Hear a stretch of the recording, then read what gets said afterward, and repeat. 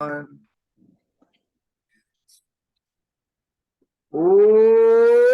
everybody to the League Bound podcast. It is week 14 in the NFL, moving right along.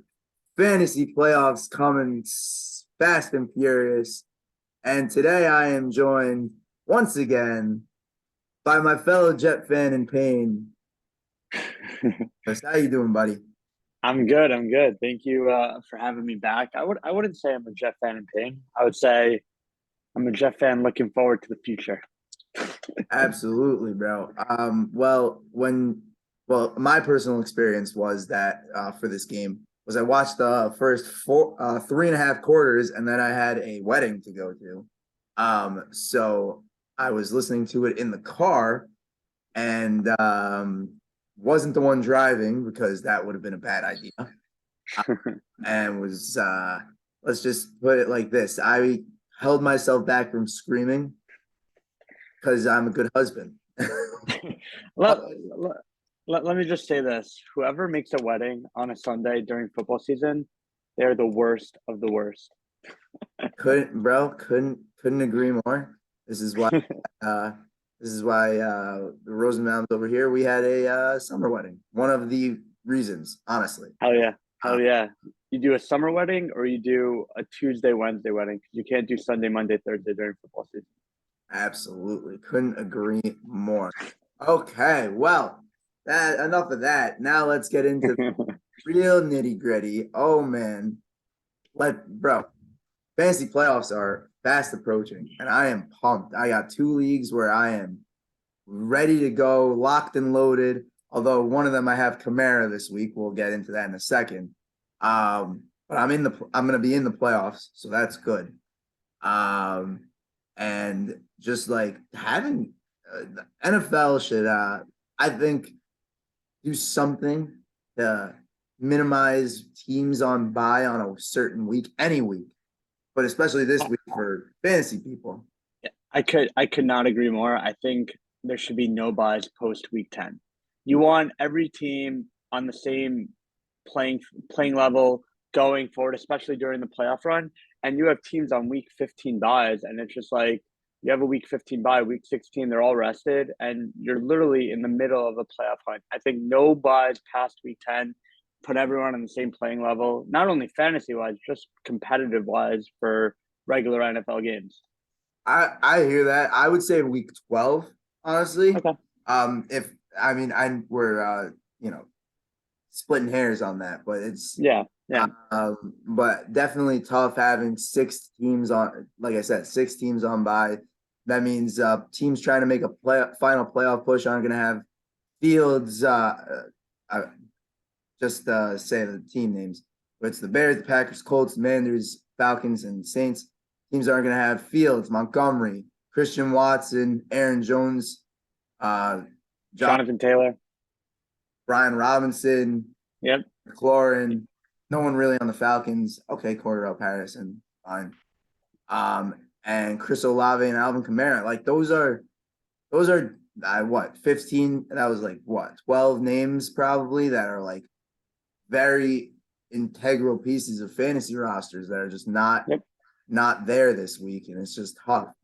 They're huge names, and they're players that you rely on week in and week out to win you weeks. And you go into a week and you don't have a Kamara. You go into a week and you don't have a Jonathan Taylor or a Justin Fields, and you're like picking up some random guy off the waiver wire, and it just ruins the integrity. Just going into the playoffs, that should not happen. No, it's definitely tough. Tony Jones Jr. is gonna be very hey, I picked him up in League Bound, baby. Picked him up in the other 2 leagues also, and I'm starting him Kamara being out. So like, yeah, you gotta do for sure. Yeah. So I don't know. I don't know if you have any. You don't have in our league. You don't have any real issues. I don't. I do. So I have Fields and I have Jonathan Taylor on buys.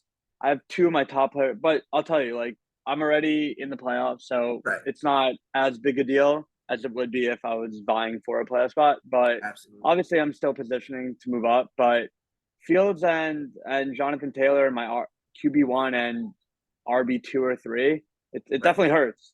it definitely hurts scrambling for a quarterback. I was thinking about Mike White, but I think we're not going to go that route. We'll Um, discuss that a little bit later, but yeah, yeah, it's tough to play him against the Bills for sure. Uh, we'll discuss. Absolutely.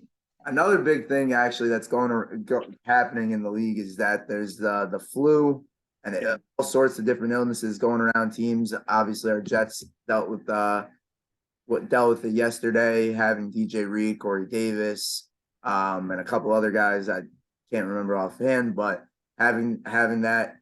Yes, they were back at practice, but that's definitely something, colder weather. You got to keep it in mind, especially with the NFL locker rooms. Everyone's on top of each other, so it gets through very quickly. Uh, for spread. sure. But I would say, thankfully, it's not the type of thing with the COVID scenario where you have the flu, you could still play. When these players had COVID, they were isolated and they couldn't play for weeks upon weeks. So listen, it's up to the players how strong they are if they're Right. able to overcome it, but at least they could play through it. Listen, it's a thing that happens every year. There's nothing you can do about it, Oh, you know. 100%. You're not going to get a Kendall Hinton situation. Might be the best thing for the Broncos nowadays, but that's beside Probably. to be honest. Um, Another big, sort of big news because the number two quarterback off the board in this past NFL draft is going to be starting in week 15. No, that's not what's his name. Oh man, I was gonna go with the guy from the Titans, but now my name escapes me. But it was Desmond Ritter is going to be Yeah. starting for the Falcons on Yeah. and in week 15. Obviously, they're on bye, but what that actually means for someone that might have Drake London on their squad and literally only Drake London on their squad, probably nothing because rookie QBs, as seen case in point by Kenny Pickett, can't Yeah. really sustain any real good wide receiver production at all. I mean, Yeah. yes, George Pickens has popped off here and there, but generally he's doing that on 2-3 receptions. Matt, I yeah, no, I like the move. Just from a pure football perspective, they're still absolutely. alive in the division. Coming off back-to-back losses where the offense has been pretty stale. I think this only helps Drake London even more. The offense was purely run and throw here and there. Mariota was good for a good portion of the year, but he's been stinking it up of late. And I think that Ritter's going to look quick, easy targets. I could see London 10 to 15 targets this week, a couple of easy passes. They're going to try to get the ball out of Ritter's hand quick. I actually think the Saints are a tough matchup, but I think London could put up between 10 and 15 points this week. Next week. That's Because what I meant. I meant next week. yeah, Next it's week. all good. The thing is that when there's no buys on like if he was playing this week, I would definitely say that London's back Yeah. flex consideration. Problem is with no buys next week, you really want to go to that the first week of a rookie QB. Obviously, it depends on who your options are, but I Yeah. would put him lower on the tiers of a flex player.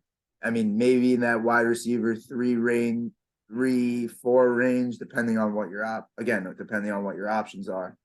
For sure. Sure. Okay, so let's get into a little bit of the injury news. Obviously, we have Lamar Jackson having the PCL injury, which is probably somewhere from 1 to 3, 2 to 4 weeks. Lamar is droppable, straight up, unless it's Yeah. a super league, obviously. Lamar is droppable because you're not going to have confidence in him in your fantasy playoffs and semis championship weeks where it's all on the line and he might not even be able to run the ball, which is his most effective attribute, obviously for fantasy. And he hasn't been good anyway. So what's the point of keeping a roster? Yes, if you have an IR spot, probably keep him just in case. But it's really just a matter of timing at this point. We're getting late in the year, and it's if you need the roster spot, excuse me, you really don't need to keep Lamar on the team. Yeah, agreed. And I think when you see him being out, you look at a guy like Huntley, who last year filled in admirably and was competitive in every single game he played. I think they lost most of the games that he played last year, but he moved the ball. He's a good runner and he could throw the ball. I wouldn't say he's a better thrower than Lamar, but I would say he's just about on par. Obviously, he doesn't do what Lamar does with his feet. He can't run as well, but I think he gets the ball out quick. He makes smart decisions, and I think it plays well for the receivers. Obviously, Mark Andrews type, but I think it helps their offensive players fantasy wise, no doubt. I'm glad that you mentioned the Mark Andrews part of it, because if you remember last season when Mark Andrews broke out, basically, that was mostly with Huntley as quarterback. Yep, yep, So it's definitely, in my opinion, it's an upgrade for Mark Andrews. If honestly, may not be yep. an upgrade in totality, but it's definitely an upgrade. And Lamar in the walk year, I don't know. I mean, he obviously did great at the beginning of the year, but he didn't do as much as you'd like, as far as if you want a $230 million guarantee type of deal. Sean Watson money ain't coming to Lamar, in my opinion. I'm totally with you. And going back to Huntley though, um, if you're going to drop Lamar and you're looking who to pick up, I think Huntley could be a viable option. He has Pittsburgh this week.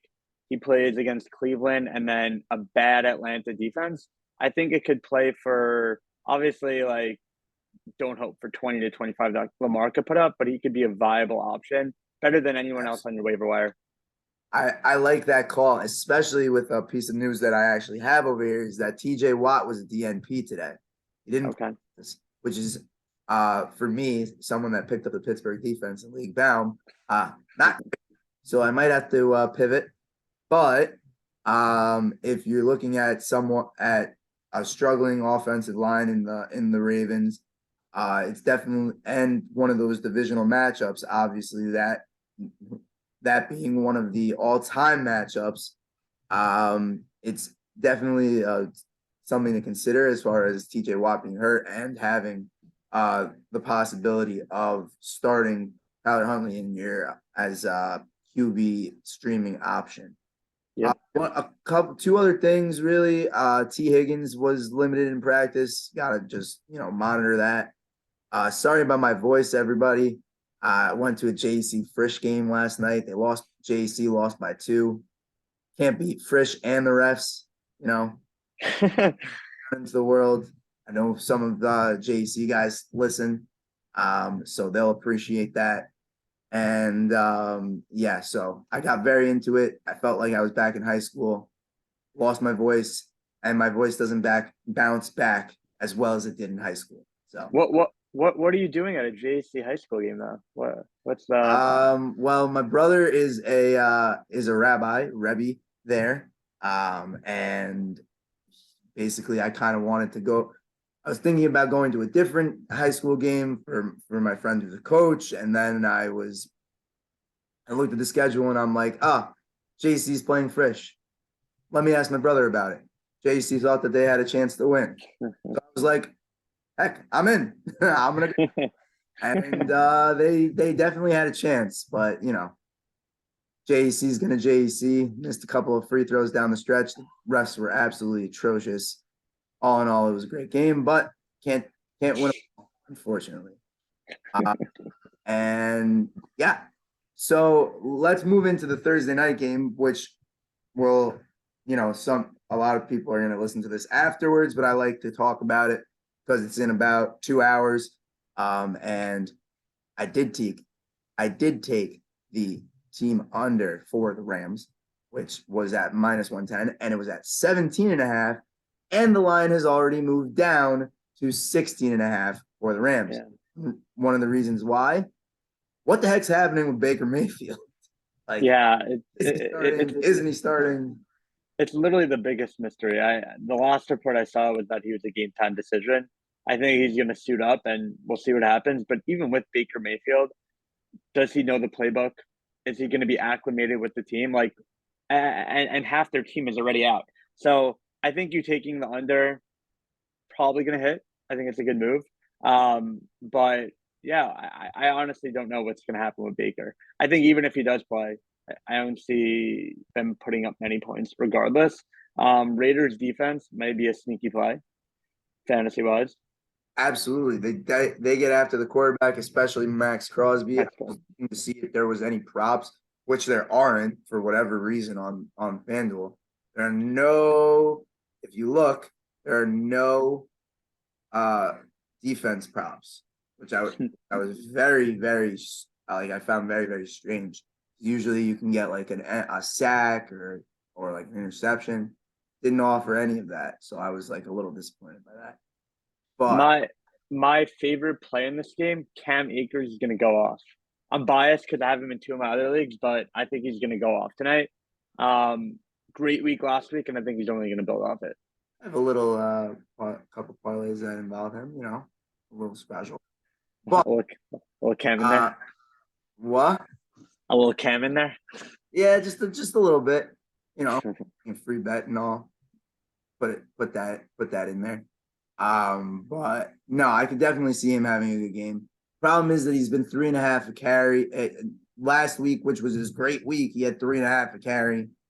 He got into the end zone twice, which is what, Yeah. well, that's gonna help anybody in fantasy. But yeah, honestly, he's the only person I've remotely thought about to play in this game as far as the Rams are concerned. Like you can't play anybody else. It's No. not possible. And then if you're a Devonte Adams or Josh Jacobs owner, you're just chomping at the bit. They're gonna Oh, go bro, off tonight. it is. Well, I have a bunch of them tonight also, but um, actually, Josh Jacobs in a best ball for me is basically carrying my team. It's fantastic. Uh, so, hey, best ball. If anyone doesn't know, you draft a team. I've referenced it before, but basically, you draft a team at the beginning of the year. Each week, it's like 18 to 20 guys. Each week, the computer basically generates your best. Sorry, generates your best roster, and then like one quarterback, three wide receivers, flex, tight end, two running backs, and it like I said generates the best roster, puts that point total. You accumulate points for the first 14 weeks, which obviously is ending this week. If you're in the top two, you advance and you win money based on how far you advance. Yeah. Possibly win good amounts of And money. you have Jacobs. And you have Jacobs, you said? In one of them, I have Jacobs. One of them. Same one I have Amon-Ra St. Brown. And one of them I actually have Jalen. My quarterbacks that I drafted were Jalen Hurts and Justin Fields. Damn. So QB is set at that on that squad. Going back to Jacobs though, I don't know what you think, but I think it's fair to say he's the best running back in the league right now. Absolutely, he's going to get paid in the offseason for sure. I mean, it's funny. I was listening to something about his dynasty value. Like, oh, is he gonna like what's he because he's 25? What is he gonna do in another team? Maybe blah blah. Blah. Like, dude, he's just watch him, and you just Yeah. can see. Also, people saying that this might be an outlier year. Dude's a good running back. He's been a good running back throughout. Yes, he's having an absolutely exceptional season, but talent ends up showing out. So Yeah. and he's talented. And I think that's the thing that people are forgetting. Like, it wasn't like he was a bum coming He up to was a this first year. round pick. Yeah. And I think that kind of comparable is a Derrick Henry type. But if you make that comp, Derrick Henry was awful before he started going off. He did absolutely nothing. But Josh He Jacobs also had was someone in front of him. no, 100%. So he literally came out of nowhere. I remember a few years ago, he literally won me that league, won me this league. I remember I picked him up, put up 40 every week for me. Yep. But Josh Jacobs, he's been a good running back for a couple of years now. Obviously not to this level, but he's been extremely productive. And now he's just taking the next step. Absolutely. Just one other thing, just not even fantasy wise, just for looking at the playoffs. The Raiders have sneakily ripped off 3 straight wins. They're 5-7. They're only 2 games back of a playoff spot right now, so there are playoff implications for the game tonight. Oh, absolutely. Problem is, this is like such a classic Raiders loss. Like, I Yeah, I know. listen to the podcast I listen to, fantasy footballers, and like someone was saying that one of the guys, Andy, was saying that, and I was like, "You're 100% right." Every single year, they have these types of games where they play like the Texans or like the Falcons when they were really bad, or the Yeah. I forget who it was last year that they just lost the game that it made no sense for them to lose. And Is it it's the Jaguars last year? I might have been the Jaguars had yeah something like that. It was like Yeah. terrible. Maybe it was the Lions even. I don't know, but like they're just it's not gonna happen because I mean if it does it would be insane and it would probably be a under uh over under in point total of like 30. Yeah. But nah, there's no way that they get the L on this game. I agree. So I'm assuming you're going with the Raiders. Oh yeah, Yeah. so it's 6.5. Um, I mean that is a little bit for a team that I'm not completely sold on, to be honest. So I don't think that the Raiders, like the offensive line for the Raiders, is a little bit shoddy. But Yeah. really, that the offensive line for the what's it called for the Rams is the real big problem. And I think that Max Crosby is easily going to have 2 sacks tonight. And honestly, I think he's going to have a strip sack fumble. Again, I really wish that they like gave odds for stuff like that. Like I want to so bad. Anyway, yeah, I would take the Raiders at Yeah, I'm with you. I'm totally with you. absolutely. All right, now on to Sunday's games. There's a lot. No, they're not a lot. There's some good games. Uh, even those good games have something about them that's like a little iffy. One of them being first up, we got the Eagles at the Giants.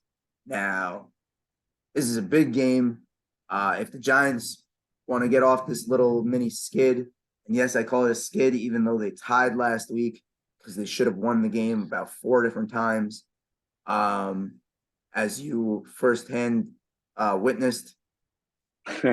Yes, as that first time witness, unfortunately. As I was Yes. watching the Jets lose, I was watching the Giants tie. It was a rough day. Yeah, that does sound pretty rough. And I didn't turn on the Giant once. And I like the Giants, but I have the TV on with the Jet game. I have the computer on with Red Zone. I'm not flipping to the Giant game. No, they don't play a pretty game. They play a grinded Exactly. out game like their coach. Um, their offense just isn't good. They have no passing game whatsoever. None. And it's all reliant on Barkley and then Daniel Jones using his legs. And there were sparks during the game where they looked good, but then there were times where they just couldn't complete a pass. It was, I mean, it's not all on Daniel Jones. They don't have any receivers who can catch the ball either, but they play good defense and they just play fundamentally sound overall team, an overall team game, which is why they've won as many games as they have. But I really don't think that they're all that good of a team. I hear you. I mean, they play again, you're right. They play hard. They play to their coach's what's it called? To their coach's standards and like Yeah. they aren't going to get I don't think they're going to get blown out in this game, but at the same time, I don't think they're winning this game. Eagles have the past 2 weeks, the Eagles have shown that they will adapt to they have a strength on both on offense of running the ball and passing. They're either way they can win because Yep. against the terrible pass defense in Tennessee, they passed the ball. They AJ Brown absolutely destroyed his old team. He got his old GM fired. I was about to say he literally got a guy fired. Like that's how bad they got beat. And then the week before against a porous Packers run defense, they ran the ball for 330 yards or something like that. So Yep. they can win in a lot of different ways. Plus, that defense is still a top 10 defense. Yep. And that two-dimensional aspect of their offense is what kind of makes them unstoppable. And just looking them going up against the Giants, who the hell is covering AJ Brown? You No, know, you're right. like there's no one, there's not many corners in the league that can do it anyway. But I don't see anyone on the Giants who could actually cover AJ Brown. Then you throw in Devontae Smith, you throw in all of their weapons. It just makes for a total mismatch against the Giants and really many teams in the NFL. 100%. And honestly, even and to go along with that is that not that he would actually be able to cover him, but Xavier McKinney is still hurt. He's Yep. not on the back end for the Giants, so it's not going to help. Obviously, you're going to fire up AJ Brown. You're going to fire up Jalen Hurts, Sanders, Devontae Smith. Not Quez. If Quez Watkins is someone that I look at in a DFS lineup, honestly, because I don't know his price, but it's someone that I could see like to get some like leverage and whatever. And on the Giants, you're going to start Saquon, even though he cropped up with a neck injury today and was limited in practice. But you're gonna fire him up. Now, if you're gonna beat the Eagles, they do have a weakness in the run game on defensive end. However, if you game script that part of the offense out like they did last week against Derrick Henry, then you're going to be in a situation where Saquon is going to only pay off if he gets 8 catches and Yep. get some run after catch. Because if he's inefficient before he gets going and before the game is a little bit out of hand, it's not going to be a good day. Exactly. And when you look at the game, you envision the Eagles likely getting off to a big lead, 2 touchdown lead, whatever it is, but the Giants are going to have to pass the ball. So that already takes out Barkley. Obviously, you could do the run game with the screen game and short passes and stuff like that, but you're going to have to go downfield in order to beat this team, and they just don't have the ability to do that. Absolutely. And I wouldn't, this isn't one of those games where I would be looking to, what's it called? Stream Daniel Jones either, although he definitely any week he could also have like 60, like 40, 50 yards on the ground. But I don't think he's gonna be able to do enough through the air to really pay off on wanting to spot start him, as you might say. Anything. Yeah. I mean, what's the spread in this game? I didn't even look. I think it's like 6.5. It's really that low? No, it's -7 for the Eagles. Remember that they're road still, so on a neutral. 10. It would be 10. Yeah, Exactly. that's fair. That's fair. That's where I disagree. I don't think it. Not that you're wrong.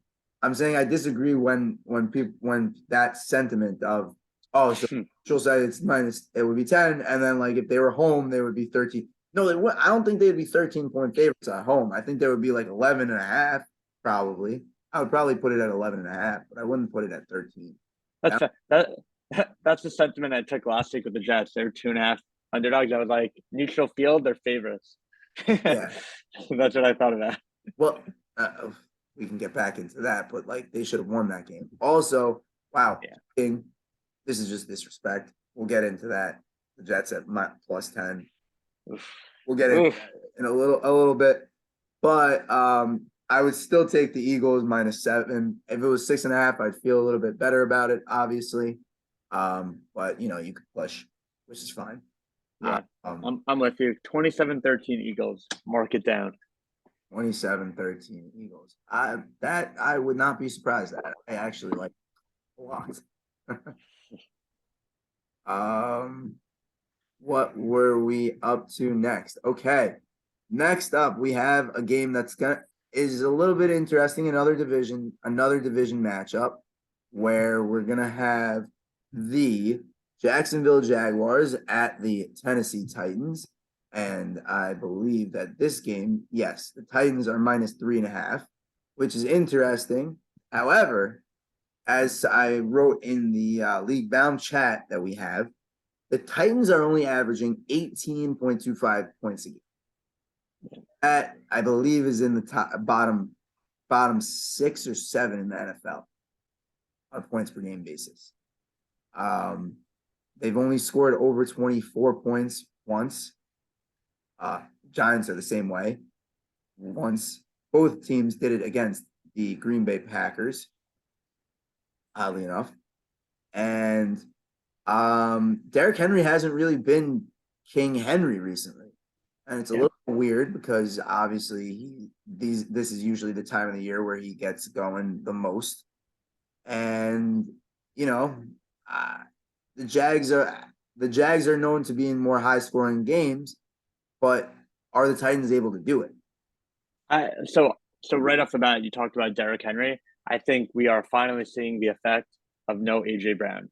The effect of no AJ Brown is you load the box and you make Tannehill beat you, and he just hasn't been able to of late. Their defense has kept them in every game, um, which is the only thing they could lie their head on. But I think this is a very, very sneaky take with the Jaguars.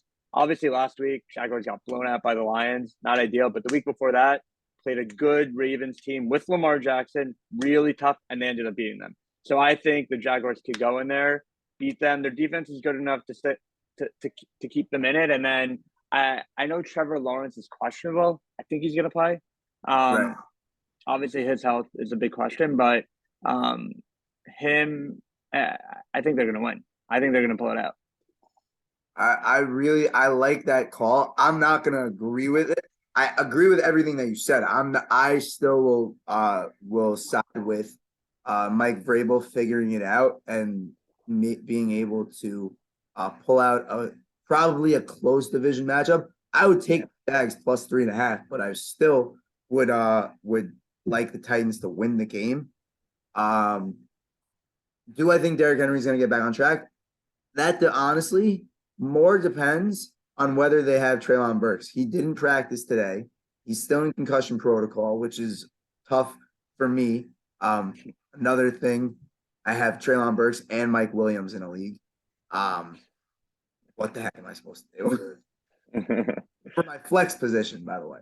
This is woohoo. Um, but no, it's tough because you have like you said, you don't have that threat on the outside of someone like AJ Brown. You're gonna stack the box. You're gonna be able to make them more one dimensional. And even Tannehill, I think, has an injury now again, with his ankle, I believe. So that makes it even more difficult for them. Um, now what do you see as far as Christian Kirk? Like, because Yeah, I was about to get to that because they have really good receivers. Their receiving depth is phenomenal. Obviously, they have at the end in the run game, but Zay Jones, Christian Kirk, Marvin Jones, Evan Ingram, those are good players, and it makes your defense have to not first off not be able to double anyone, but also spreads them thin because they all kind of do different things. Zay Jones, he's a deep threat. Christian Kirk really eats you up inside the numbers, gets a bunch of catches. Marvin Jones is very good, and also Evan Ingram. You know, he's that big target that Lawrence is kind of that safety blanket. I think the Jaguars should be a lot better than they are. I think that right, I think they've obviously made that next step from last year, but their defense is solid. Trevor Lawrence has showed some spark of late. right, Their offense should be a lot better than it has been with all their weapons. That's also part of the reason why I think they're going to beat the Titans. I think they're just going to throw all over the Titans defense. I know the Titans defense has been good, but but that's the if way you beat Trevor, them. that's where you beat them exactly. Yeah. What do you think? Like the Jaguars receiving core is really good. Just looking at it now, it's just really good. Yes, Zay Jones is definitely someone that you could uh spot start. Shout out again to the footballers. That's his nickname on there. But no, it's very funny that you say that because I kind of wish that the Titans had Treylon Burks and had a better pass game because on paper this should be a pass bonanza because these are two of the bottom five pass defenses in terms of fantasy points allowed against the wide receivers. And just overall, if you watching the games, you can just see that they're giving up so many deep plays, so many big plays to the wide receiver position that you really wish that the Titans could push them on that, but that's just not how that's not how I see the game like going. Just because of the fact that they're so committed to Derrick Henry, they're so committed to having having that shorter passing game as opposed to when they had AJ Brown and had that explosiveness available to them. Yes, Treylon Burks has been very good when he's been on the field, but that's been the problem with him this year. He's been hurt. Yeah, Obviously, last week that was an incredible catch, but getting the concussion that and not being able to play this week, it's pretty like it makes your offense more one dimensional and exactly. more susceptible to being stuffed more easily. Exactly. And another way to look at the Jaguars too is they play up to their competition. If you look down Yes, their they're the schedule, they Vikings of last year. yeah, exactly. They play up to their competition and they play down to perceived lesser competition, like last week against the Lions, putting up 40 against them. So it's gonna be tight. Titans could pull it out, but I think either way, that 3.5 number, Jaguars plus 3.5. I like it absolutely.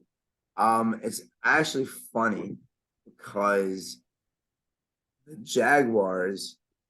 If you would have told me before the year that the Jaguars were okay, they definitely have their ups and downs, and you can definitely see them winning a couple of games.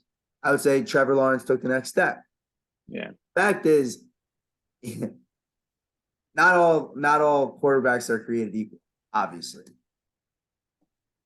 he definitely took the next step. But now, in my getting a little Trevor Lawrence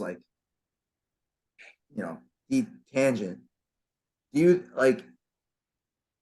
I feel like he has to take that Josh Allen step. Yeah. That's Yeah.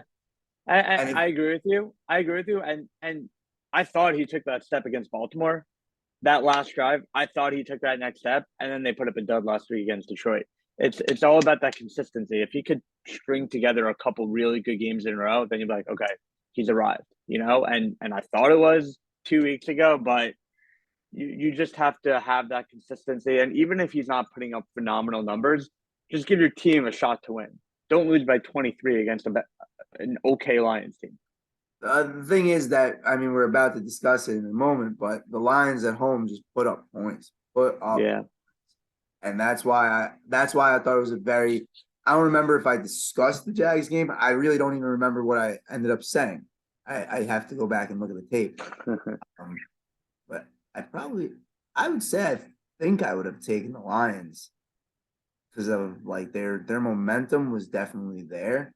But I could also see I would have taken the Jags because the momentum was there after the win against the Ravens as well. And just an FYI, two teams the Jets have coming up who should absolutely destroy. Yes, absolutely. And they're at home against the Lions. So I'm not as worried about the Lions giving them problems as far as scoring points. All right, let's just take a little second break right now.